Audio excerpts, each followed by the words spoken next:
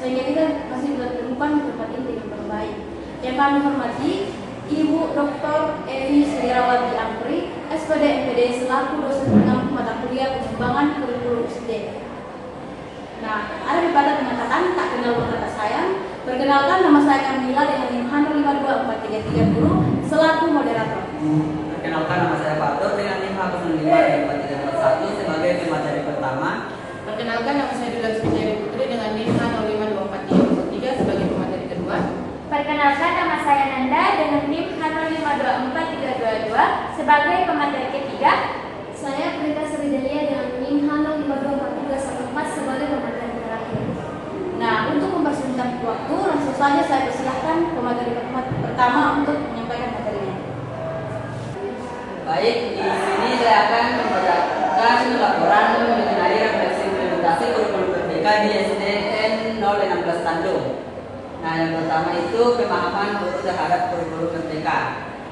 Tapi sebelumnya kita perlu tahu pengertian kurikulum. Nah, secara etimologi kurikulum berasal dari bahasa Latin yaitu curriculum yang artinya sirkus balap atau aramikos.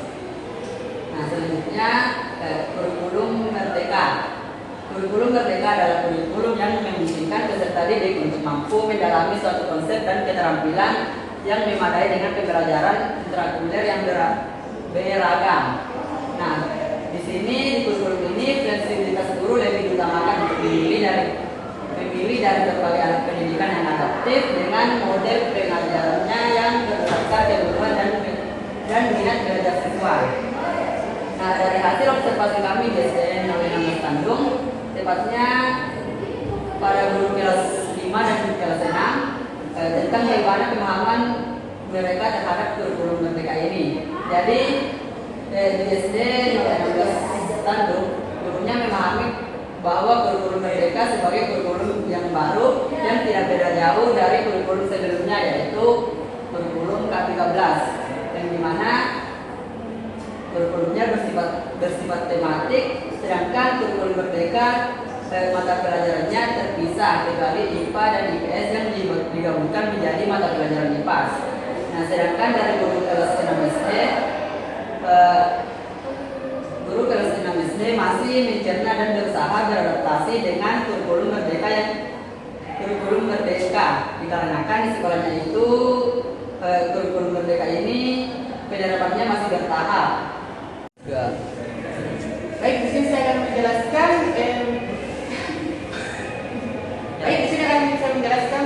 yaitu mengenai strategi guru dalam pelaksanaan pembelajaran berbasis kurikulum merdeka. Nah, kita ketahui bahwa strategi pembelajaran adalah pola umum tindakan yang dilakukan oleh guru dan peserta didik selama proses pembelajaran.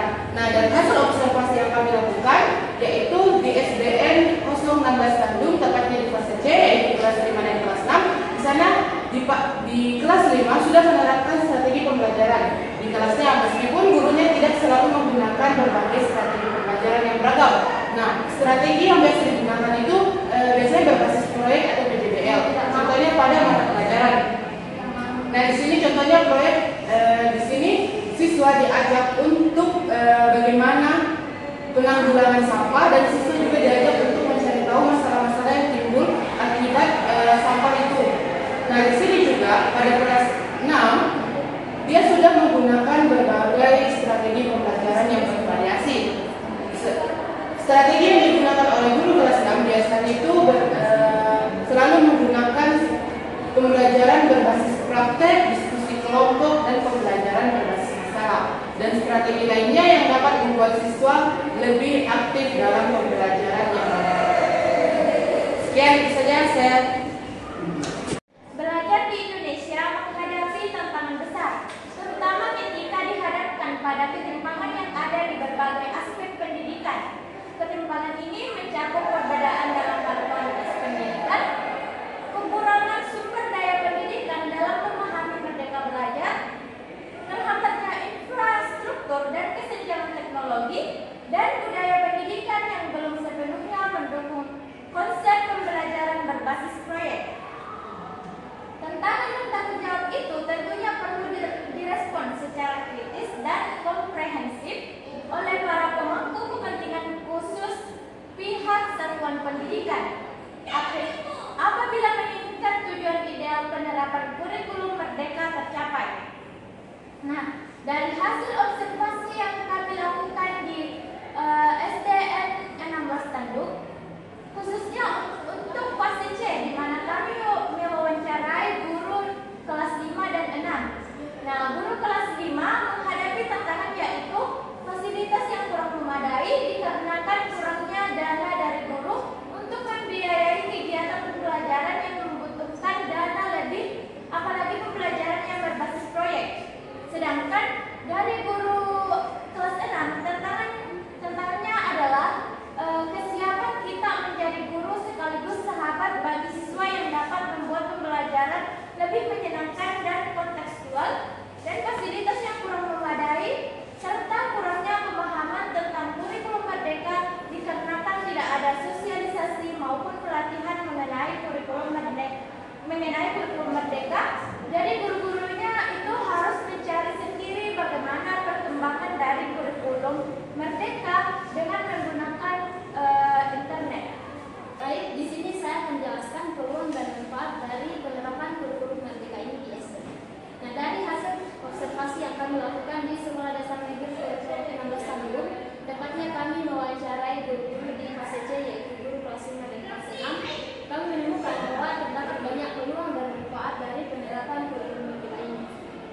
Nah, guru kelas 5 mengatakan bahwa penerapan dari kurikulum merdeka ini membawa manfaat yang sangat banyak, terlebih sangat dirasakan oleh anak-anaknya, yaitu anak-anak lebih memahami pembelajaran karena pembelajaran lebih menyenangkan dengan adanya strategi yang beragam. Jadi seperti yang kita ketahui, di kurikulum merdeka ini tidak hanya menggunakan satu strategi, tetapi menggunakan strategi yang menyenangkan sehingga anak-anak lebih mengerti.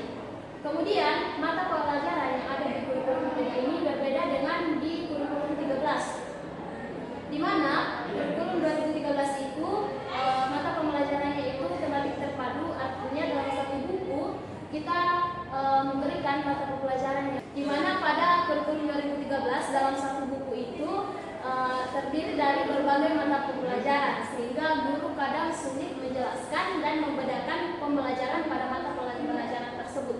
Sedangkan pada kurikulum merdeka, gurunya lebih bisa menjelaskan topik yang ada dalam buku tersebut karena pembelajarannya juga diajarkan secara terpisah.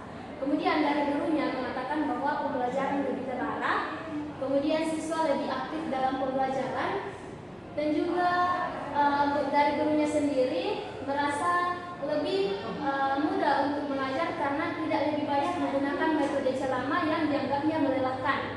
Kemudian dari guru kelas 6-nya sendiri mengatakan bahwa kurikulum merdeka ini dirasakan oleh anak-anak karena anak-anak yang tadinya pemalu, karena adanya kurikulum merdeka lebih bisa mengembangkan kreativitasnya, lebih berkembang public speaking-nya, di mana anak-anak di sini tidak hanya mendengarkan pembelajaran yang ada dari guru, melainkan mereka juga melakukan kegiatan-kegiatan seperti proyek, kemudian diskusi di dalam kelas, kemudian melakukan presentasi yang membuat public speaking dan kreativitasnya juga lebih terasa. Oke, demikian penjelasan dari saya.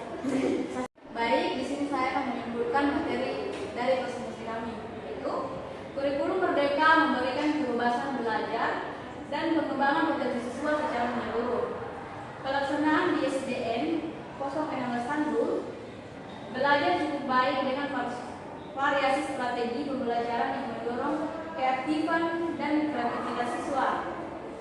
Meskipun terdapat tantangan seperti keterbatasan fasilitas dan kurangnya pelatihan, kurikulum ini berpotensi menjadi landasan kuat untuk pembelajaran yang merdeka, adaptif, dan berpusat pada siswa dengan dukungan yang optimal. Baik, itulah tadi presentasi dari kelompok kami. Kurang dan lebihnya mohon dimaafkan, dan kami akhiri dengan Assalamualaikum warahmatullahi wabarakatuh.